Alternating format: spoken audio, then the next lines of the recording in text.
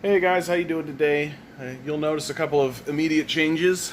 Change number one, check out my face. Got my beard is gone. Oh my goodness, it happened. Change number two, I'm just holding my phone differently because I wanted to see what it does to the actual position of the whole thing. And hey, why don't we take a moment and say, oh hello, Mr. Pooper. Hi, Mr. Doggo. How you doing today, buddy? Yeah. Oh, big yawners. Big yawners. He's a tired little guy. Just in regards to the beard, super hot. Just got super hot. So I was hoping to be able to keep the beard for a little while, but it just got to be a bit too much. So farewell. If you hear any kind of sound in the background, I got some fans going because it's just so blazingly hot. So not too much going on in the news. I mean, the Trinity Bellwood thing has everybody's... You know you're in a bad spot when you're agreeing with the Toronto Sun, right? Calling these people COVID-idiots. God bless these guys. They know how to do slogans, I tell you. But, I mean, Mayor John Tory was there. He apologized for being there. And that's kind of it, right? Like, not much by way of news happening. So I think I wanted to take this particular video to talk a little bit more in a meta sense and do a little bit more theory crafting about the situation that we're finding ourselves in within the capitalist, with the collapse of neoliberal capitalism. So, the collapse that we're experiencing, right? We are in another Great Depression. There's just... The similarities are right in front of us. We are in a bad spot, and we're just starting. And people have not quite gleamed or glommed onto the idea that we are in the midst of a Great Depression. And we're just starting this Great Depression. The Great Depression lasted 10 years, right? 10 plus. So, and it took the society a long time to organize itself and get the political will in order to ameliorate that situation. And I'm not willing to wait 10 years. And I think that there are definitely things that we could do to restructure the society. And because I've been expecting this collapse for a long time. It will be easy, and people definitely will blame the collapse on the COVID-19 crisis, right?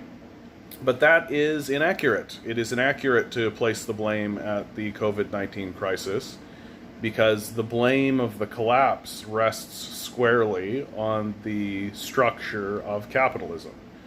That capitalism as a structure has an inherent contradiction baked into it that it cannot actually survive. The inherent contradiction goes something like this.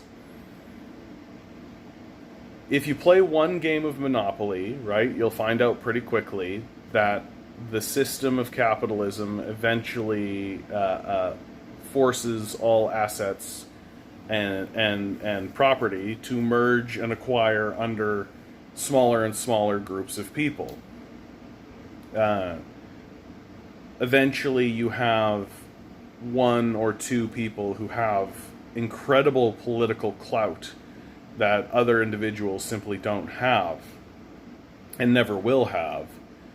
And these individuals, the capitalists, are completely incentivized to drive down the wages of the workers and increase their rents and increase the prices of the goods that they have access to. This is once they have acquired as much land as they can, as much assets as they possibly can, because there's only a limited amount of those assets. Once they've acquired the most amount that they can, then they move on to squeezing the wages of the workers and squeezing the prices of the workers. My little guy's being very sweet right now. I'm going to take a pause. Look at him. Look at him, he's got a little bone. Yes, he does. Come here, buddy. Come here. Come on up. He's being so distracting. I've been trying to record this video literally for I think an hour now. But he's just like, every time in the middle of the video, he's just got to stop and have some Milo time, right? Yeah, he's such a sweetheart. He's got his little bone. I think I just need to admit that he's here and get him into the middle of it, because there's no other way it's gonna work, I think. So, capitalism. So you end up with a small group of people, right? And we've witnessed this. This is exactly what's happening.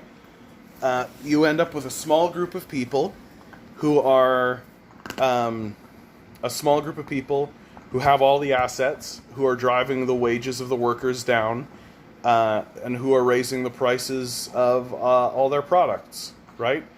Because that's how capitalism functions. It's more money for the people at the top and less money for everybody else. That's the system.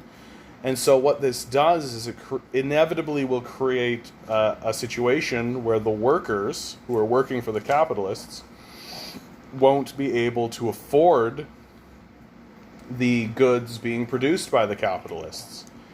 And so for a little while, and we've been in that situation for 20 years, right? The workers have not been able to afford the goods being produced by the capitalists for about 20 years now. And they've been, the consumers and the workers have been moving forward on credit, right? They've basically been taking out credit, and they're never going to pay that credit off. So we have this big credit bubble that's going to pop. And this contradiction is built into capitalism. It's baked into the system. The COVID-19 crisis simply accelerated this. So instead of the process that I just described unfolding over the next 15, 20 years, right, until inevitably collapsing, or if you're even more of a doomer, you could be 5 years or however. But instead of that process unfolding over a longer period of time, it happened all at once. The COVID-19 crisis just collapsed it. And the capitalists in the States did everything they could to funnel money back into the system in order to attempt to keep it lurching along, but it collapsed anyway. Oh, I got my little guy again. What's this? I got a little bone? Yeah, he's just got to come into the situation. He's going to be big part of this video is going to be my little guy. He can't not be a part of this particular video. So, the crisis, the collapse of the capital, and I mean, if you're trying to pretend like the system isn't collapsed, then I do think you're delusional, right? Like, unemployment is at 30%. In America, there are big breadlines. We're forced into a position where we're having to pass basic income style legislation, or else be faced with the same thing. And so the big question becomes, okay, well, what's the new economy going to look like? How are we going to rebuild a new economy? I'm a big proponent of a basic income, right? And I think that a basic income is going to be, is a necessary reform for capitalism if capitalism still exists after this is all said and done. Which I think most people are fine with the idea of a reform of capitalism. But capitalism, as I've already described, has this internal contradiction baked into it, right? And this internal contradiction inevitably collapses the system. And so a basic income doesn't solve that problem. And in this way, a basic income is simply the start. It simply gives more people the freedom to actually engage in the system that currently exists with a touch more stability, but it doesn't prevent this merger and acquisition situation, the driving up of prices and the driving down of wages, until the collapse happens. So how do we resolve that? And that's really what I want to get focused on and discuss much more openly. And I've said it on the channel, and I'll say it again, right? I do think that one of the big solutions that we have to find for the society is the merger of the capitalist class, the shareholder class, and the working class. The sort of Marxian, traditional Marxian way of discussing this is using very antagonistic and destructive language, right? Seize the means of production, right? Rise up, all of these sort of like a revolution, this kind of thing. And I understand that sentiment, but I think it's actually much more, much better for us to use language that is more of an amelioration or a merger, that we're coming together, that we're uniting. That's the big thing, right? Is that it's very easy to frame the capitalists and the capitalist class as villains, because they are villains, but rather than castigating a whole class of people, we should be looking to merge them back into the society, right? That we need to merge the shareholder class with the working class. That the people who are doing the work should own the shares, and they vote just like the shareholders currently do, except they're also the workers.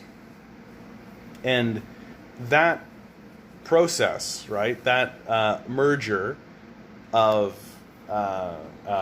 capitalists, the capitalist class and the working class, I think is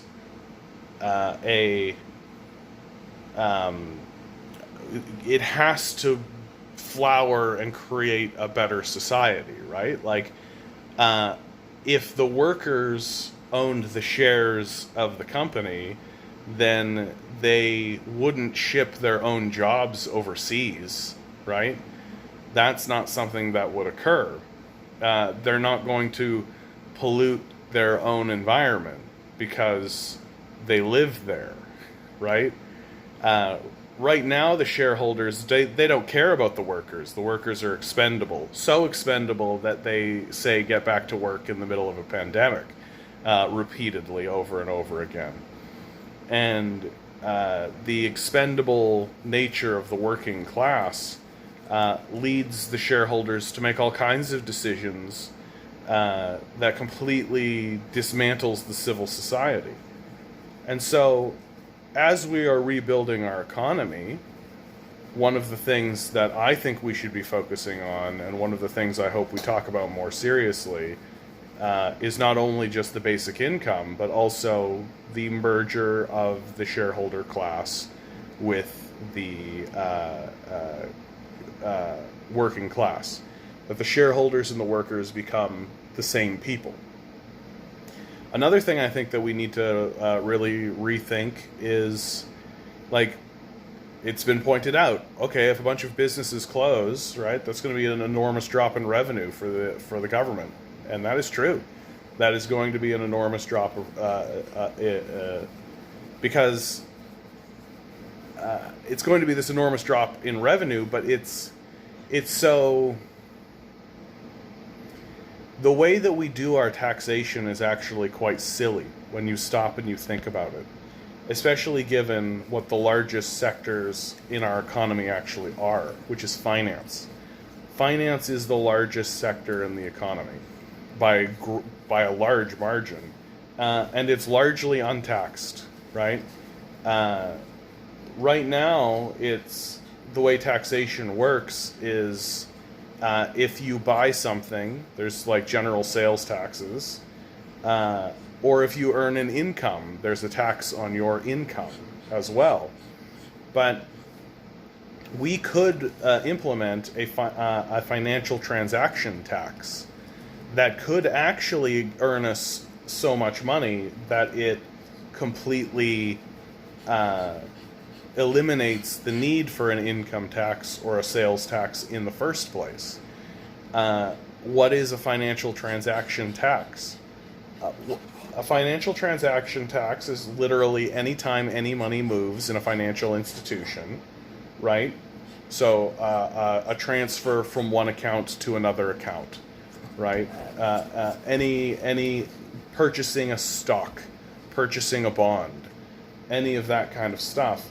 And if you put a like 0.1% sales tax on that, or a 0.1% tax on that, then the amount of money that you can collect doing that dwarfs what you're doing with the income tax, because there's so many financial transactions that occur at any one time. It's such an enormous there's such an enormous amount of transactions, but they don't actually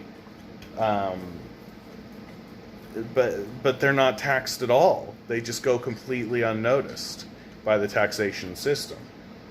So I think, yes, we are going to face this concern where it's like, well, how do we keep things funded if we're looking at that kind of revenue? And we need to find new revenue streams. And we need to find revenue streams that are built into the society that you can't stop doing, right? You can't stop doing financial transactions, like, unless you're literally back to just barter, right? But we've got to, if we bake a tax in at the financial transaction level, then it's not something that can go away if capitalism stops, right? Every system is going to have financial transactions, and if we put a financial transaction tax on it, then we can improve the collection point, which is all we're looking to do, is to improve the collection point and to make it as the least burdensome as we possibly can on the society.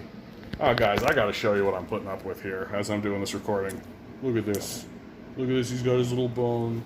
Yeah, and he's licking. Oh, he's such a little sweetheart.